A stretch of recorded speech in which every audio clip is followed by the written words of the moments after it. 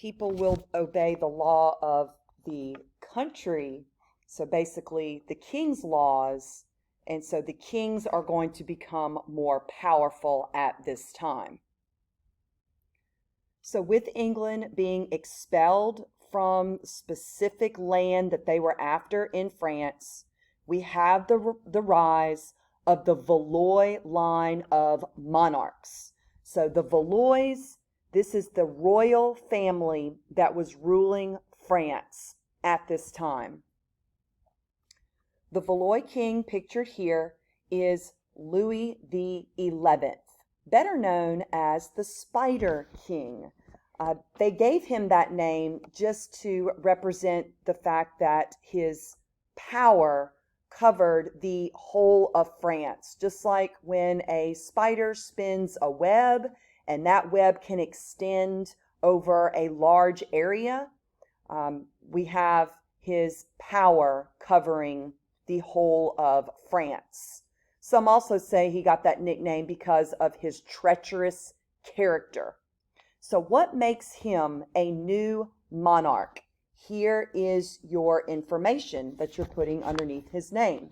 He created a large royal army. So again, he's not relying on nobles to come and help him out. He actually has a standing army. He increased taxes. He will exert power over the clergy. He promotes economic growth. Specifically, when it mentions promoting economic growth, he promoted new industries like silk weaving, for example. He was encouraging foreign merchants and craftsmen to immigrate to France. So a lot of things were being done to actively encourage economic growth. He also dealt ruthlessly with the nobles. So you can see here that as a new monarch, Louis the 11th did a lot to increase the power of his rule. So him being the French king, he is definitely increasing his power with these specific actions that are characteristic of a new monarch. We have one more example of a French new monarch. So we are finished with Louis the 11th, and now we're going to move to one more example of a French new monarch. This is the outline that we are now moving to. You can see here, finishing up France, and then we'll go over some examples of the new monarchs in England. So to finish up with France, we have Francis I as our next new monarch example. With Francis I, he is going to be a great example of a new monarch, first with his fulfillment of that characteristic of reducing the power of the church. This is the perfect example of that with the Concordat of Bologna. What this did was gave the French king the power to appoint bishops to the French church, which is also referred to as the Gallican church. Remember, we went over Gallicanism as we were starting the Protestant Reformation, and that the kings have been trying to gain more power over their churches rather than the Pope having the power. Well, this agreement officially allows Francis I as the French king to appoint bishops to the Gallican church, the French church. So this is a major blow to papal authority in France. The Pope at the time, in case you're wondering, was Leo X. Remember, it's the same one, because look at this, the start of the Protestant Reformation, with Martin Luther. So the good thing that Leo X does get out of this agreement is he will receive the first year's income of the bishops. And that's just to allow for that transition to take place. Because like I said, the popes were getting a lot of the money that was going into these French churches. And now that's not going to be the case. So part of this concorded agreement is for the Pope to receive the first year's income of the bishops. And then after that first year, then it will just fall back to the Gallican Church. Also, under Francis I, as a new monarch, he will increase taxes. And this is the tax that you need to study. It's called the tithe. It is a direct head tax on all land and property. Now, the effect of this tax, I do need you to go ahead and add it. I don't have it here at the bottom of the slide, but add it on your typed out line where you've got some room under number 2. The effect of the tithe was it enabled the French government to expand its budget on things like a larger army. So they'll be able to use that money coming in to create a larger army. So the tithe ends up providing a regular source of income for the French government. And so they're able to do that. So we are now finished with the French examples of the new monarchs. You can clearly see which characteristics these new monarchs are connected to. So when you are studying, think back to your general characteristics of new monarchs and be able to show specific examples of how these French kings fit the label of being a new monarch. Did they reduce the power of the nobles? Did they reduce the power of the church? Did they have a more efficient government?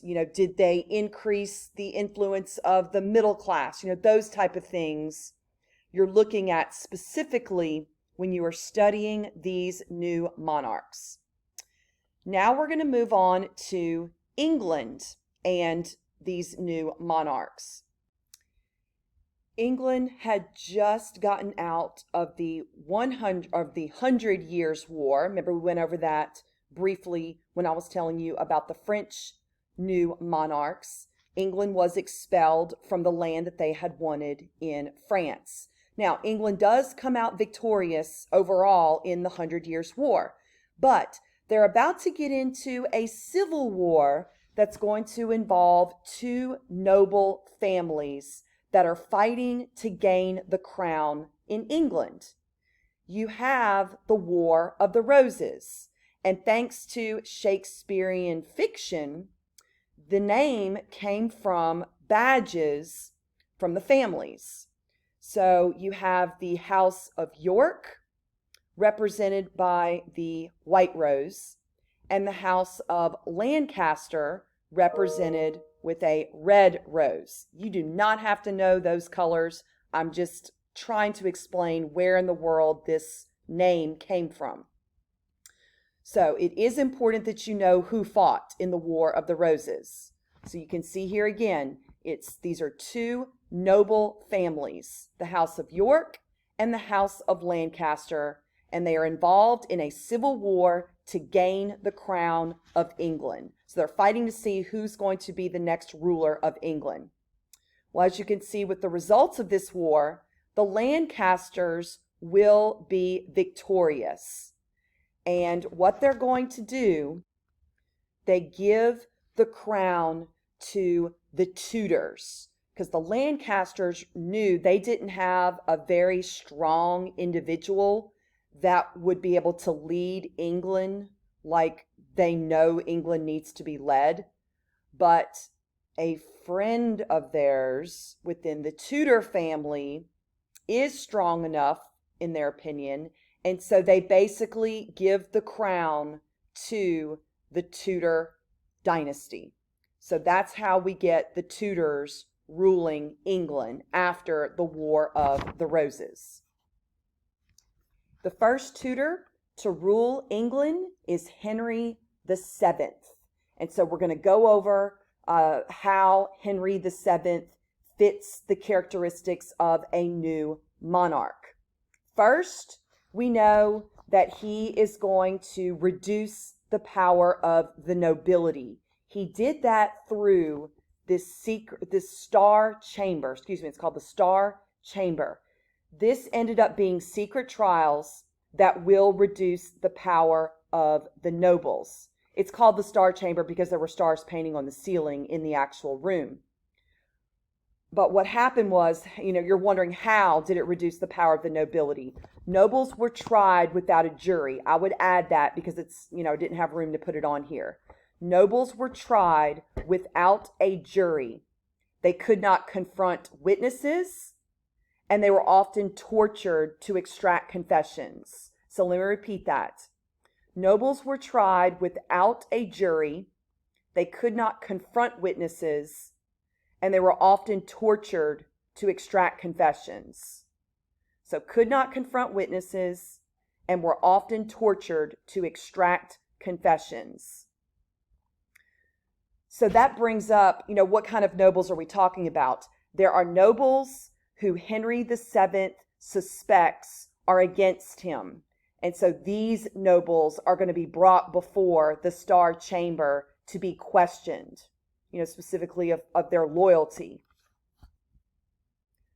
Another way that Henry VII reduced the power of the nobles was put restrictions on those private armies. So nobles were not allowed to have private armies with their own insignias. So that means no standing army.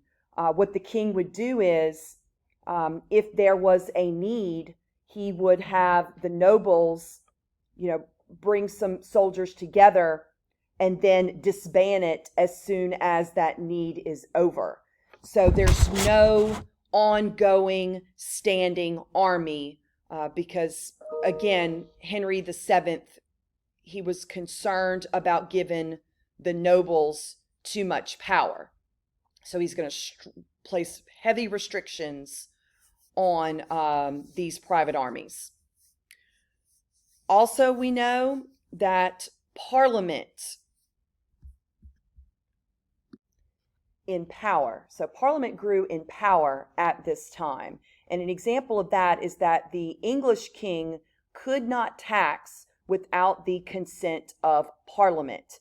So we know that the Valois kings in France are going to be able to have the power to tax their people. There's not like a specific body or group, saying, oh, well, you need permission from us. Whereas the English kings, they do not have the power to tax the people without permission from Parliament. So there's a quick little difference between the Tudors in England versus the Valois in France. So when you're studying Henry VII, you now have specific examples of what makes him a new monarch, specifically reducing the power of the nobles. And I've explained how he's done that. When Henry VII dies, and y'all have heard me say this before, his son, Henry VIII, will take over.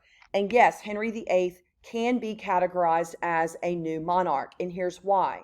We know under Henry VIII, the Catholic Church is, of course, going to be weakened. So power will be taken when Henry breaks from the Catholic Church and establishes the Church of England, better known as the Anglican Church. And he will, of course, be the head of this church, not the Pope. Remember, the act of supremacy. So this is something y'all have heard before. So this is an example of how he will reduce the power of the church. He also oversaw the creation of a strong bureaucracy that significantly enhanced the power of the king. This information fits that characteristic of creating a more efficient bureaucracy. So now you have some evidence to prove Henry VIII as a new monarch if you're asked to choose a new monarch and then prove specifically what makes that individual a new monarch. All right, so we are now finished with France and England, and we are going to move on to Spain, which will be discussed in the next video.